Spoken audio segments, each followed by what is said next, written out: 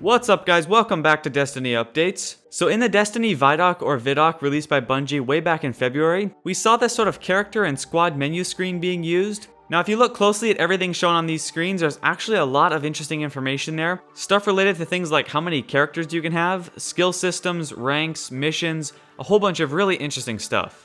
Now again, this comes from way back in February, and I should have noticed this ages ago and covered it, and I apologize. That was way back when I was pretty much just getting started and I didn't really know what I was doing, so sorry about that. Anyways, I was putting down some notes of everything I could find in these images for my analysis, and I noticed somebody had sent me a link to this page on destiny.bungie.org. So here, Mr. Greencastle put together a really nice analysis covering everything I was going to mention and a number of new things that I didn't notice myself. So since this already covered everything I was going to mention and more, I figured I'm better off just featuring this one rather than using my own. But real quick before we start, I just need to remind everyone that this is of course really early prototype stuff. A lot of it is probably unfinished concepts and it's all subject to change. So of course this may not be 100% indicative of the final product, although I'm sure a lot of it will be the same or at least similar, so it's still worth going over. Anyways, let's get right into it. Starting off with this character select screen, you can see Halcyon has 3 characters, a Warlock, Hunter, and Titan. So this proves that we can have multiple characters in Destiny. If you want your primary character to be, say, a Hunter, but you want to go mess around with a Warlock, I'm sure you can do that. Now obviously you can see here that he has 3 characters. How many you can have total we don't know. You can see on the bottom right it says add character, so that should mean at least 4 characters because you can see he has 3 and has the option to add another. But you can also see 2 additional squares on the top and on the bottom of these 4 squares we're looking at, which could potentially mean up to 8 characters. At least that's what it looks like to me. Maybe that would be one of the areas they implement microtransactions. Perhaps you can have a default of 4 and if you want extra you have to buy them. Or maybe it'd only be a default of 2 and if you want extra you have to buy them. I'm not sure, but that seems like potentially a good area to implement microtransactions in my opinion. Now if we take a closer look at the Hunter he's choosing, on the bottom left you can see the character name along with an emblem, and then below that you can see Pants Guild. So that would seem to confirm the presence of customizable player guilds in Destiny. Now on the right side we can see the number 6, which seems to be like the character's level, and then below that we can see a star with a large number beside it. Now Greencastle here thinks that might be an experience rating, your experience points, which definitely seems possible and highly likely. But another thing I was thinking of is what if that's some sort of currency like your gold or something? Because of the star I wouldn't really think so. Experience points is probably more likely, but I don't know. Now the last interesting thing on this page here is this orb, which is actually the cursor. I'll switch to the video so you can see it selecting stuff. Now as he points out, this could just be a concept or for style, but a cursor like this that you drag around seems kind of odd for consoles. Normally on a grid menu like this, you would just switch from one to the other with your thumbstick. You wouldn't drag around a little cursor orb thing. For me, that definitely seems like a PC thing that you would normally control with a mouse, but once again, it could very well just be an unfinished concept or used for stylistic purposes. Now onto the next image. There's a whole bunch of stuff in this one. Let's start over on the right side here. You can see my squad. Here we have Halcyon, who's actually the player. Then there's Deej and Stashi playing with him. You can see both Halcyon and Deej are in the Pants Guild, and Stashi is actually in the Grizzled Pants. So that indicates friends in different guilds can play together just fine. On the left of that, you can see they all have custom emblems that are looking pretty interesting. And then on the right side, you can see their skill levels. Halcyon is a level 6, as we saw in the last one. Deej is level 12, and Stashi is 16. And then next to Halcyon and Stash's names, you can see what looks like the microphone symbol. And then all the way on the right side, you can see 3 out of 6, indicating that the max squad size in Destiny is going to be 6 players, at least in co-op story stuff. And then looking up again, you can see it says the squad is joinable, which makes me think you might be able to close off your squad so other people can't join. Or maybe that'll only change when your squad fills up to max players, I don't know. And then right here in the center, you can see 3 different player ships. Since we're looking at this from Halcyon's perspective, and Halcyon is the lowest level player, that white ship must be a lower class one, with those 2 black ships belonging to Deej and Stashi being higher level ones. Now on the left, you can see there's a bunch of stuff that we can select. Now as Greencastle points out, Bungie has stated that there will be no main menu for Destiny when you boot up the game. So this menu we're looking at right now is probably accessible in-game using the start button or something along those lines. Now onto the list of areas we can go. The first one on the list is the city, which is of course home base for us Guardians on Earth. And then below that we have what looks like the story quest, which says Chapter 3, Shores of Time. Now I seem to remember reading that Destiny's story will be divided into books or novels, and I wouldn't be surprised if these are released and made over time to keep the game interesting and keep expanding it. And perhaps future Destiny titles would essentially be new books in the series. Now onto the next one, we have Bounty, and it says collect your weekly bonus with a timer below that saying 5 days, 16 hours, 25 minutes, and 13 seconds. And then on the right of that, you can also see 3 stars, 2 of which are lit up, the other one is just outlined. Now, I'm guessing this is like a progress rating, like 2 out of 3 objectives or something like that, and you have your countdown timer saying 5 days left to finish your objectives. But Greencastle also points out it could be more of a rating. His example is Angry Birds, how you get a certain amount of stars depending on how well you've done. Anyways, bounties should be a really cool weekly thing that have you doing interesting new missions all the time, always making you want to come back to the game. Sort of like the weekly challenges Bungie put into Halo Reach, but I would hope that these are a lot more interesting, with real new missions, going to new places, and doing all kinds of cool new stuff. At least that's what I hope. Now onto the next 2 tabs, we have Strike and Raid. Now the reason I'm putting these 2 together is because they have very similar emblems on the left side, so we assume they're related, and Greencastle says perhaps the Strike is some sort of unranked raid, or maybe just more of a casual, less skilled thing in general, or they could be different, we don't really know. Now a really interesting thing here is under Strike it says Random Hopper, and under Raid it says Depth of Darkness. Hopper generally means playlist, like in Halo you have Big Team Battle, Team Slayer, basically like the game mode you're searching for. And then as you can see on Strike it says Random, and then on Raid it says Depth of Darkness. So it's logical to assume that Depth of Darkness is the title of a Hopper or playlist they've chosen to play in. Now onto the final one, we have Faction Wars, and underneath that you can see it says Random Hopper once again, just like above. Now the 5 factions have already been confirmed. Those are New Monarchy, Dead Orbit, Future War Cult, 7 Seraphs, and Osiris. My guess is that Faction Wars is where the real PvP comes into play, and the different factions will be at war with each other for various reasons, and the players are going to have to battle it out. And then underneath that you can see more highlighted empty squares, which makes me think that new things are constantly being added to this list.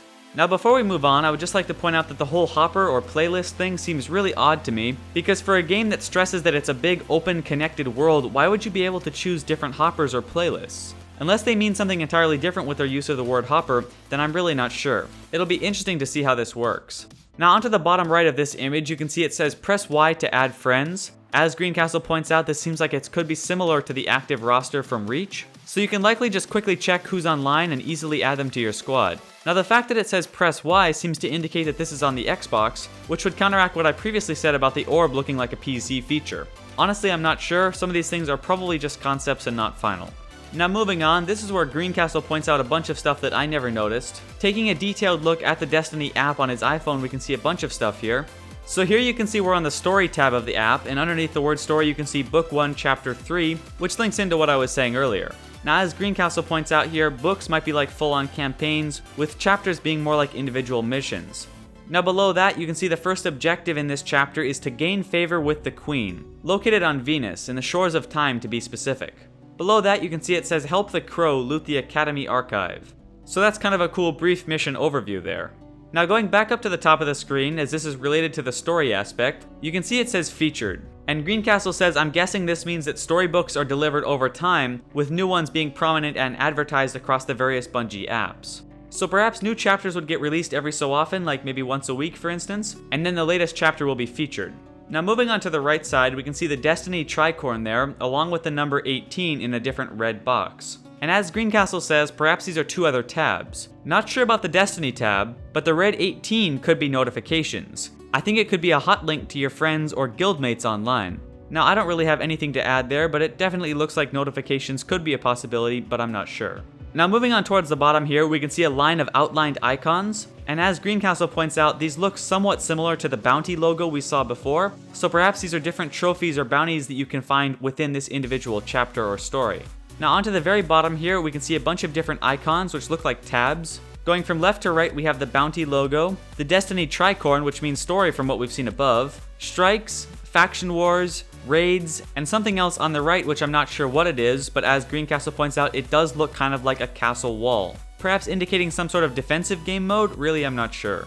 Now Greencastle points out something very interesting here, so I'm just going to read it off. He says, since the bounty one is selected and bounty-like emblems are showing above, right there in the highlighted area above it, the little trophy things, I'm going to extrapolate and say that each chapter or book may have associated raids, strikes, and faction wars too. Now that seems like a really interesting idea in my opinion, and from what we can see here, it definitely looks possible.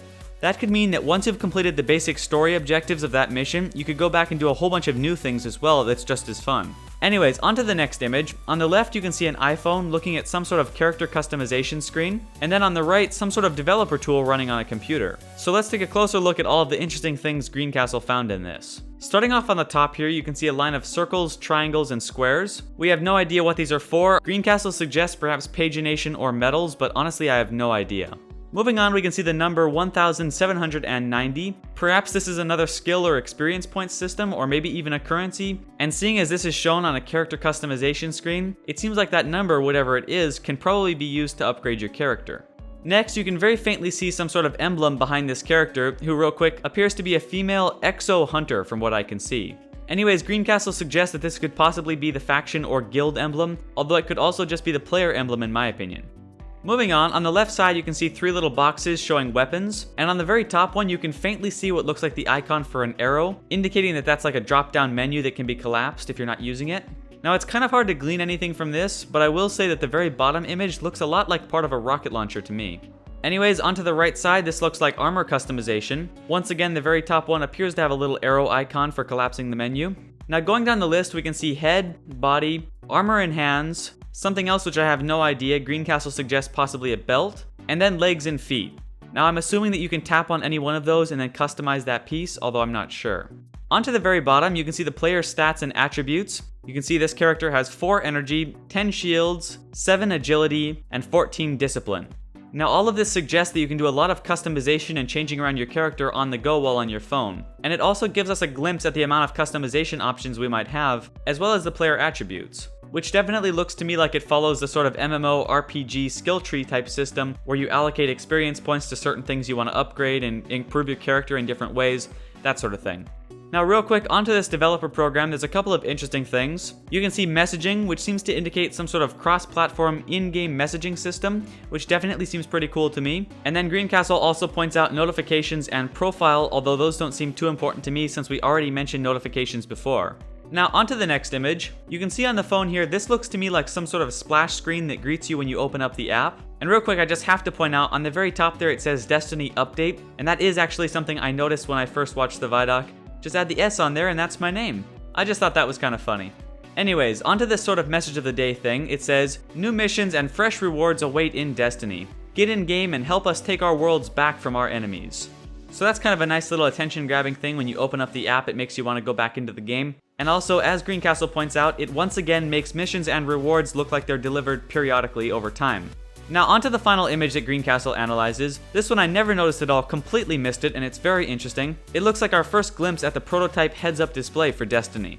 On the top left, we can see some sort of radar thing looking a lot like Halo. And then in the top middle, we can see what looks like a shields or health bar, also looking very similar to Halo. And then of course we can see some sort of rifle with the aiming reticle, and then whatever environment he's in there, but we can't really get anything out of that because the image is so washed out. So that's it for this in-depth look at all of these interesting things tucked away in the Vidoc. Once again, I'm really sorry I didn't cover this months ago, but I still had a lot to learn back then. And then of course, credit to these images goes to Mr. Greencastle on destiny.bungie.org. This is mostly his analysis with my take on a few things, and he definitely pointed out a crapload of stuff that I never would have noticed, especially all that stuff on the Bungie mobile app. So a huge thanks to him, and if you want to see this for yourself, then you can of course find a link in the description below. And also, big thanks to the few people who sent me messages about this as well. It definitely helps a lot and I really appreciate it. So that's it for this video. I hope you enjoyed. If you did, leaving a like is of course very much appreciated and really helps out a lot. Thank you very much for watching. Be sure to subscribe to stay up to date on all of the latest Destiny news, and I'll see you in the next update.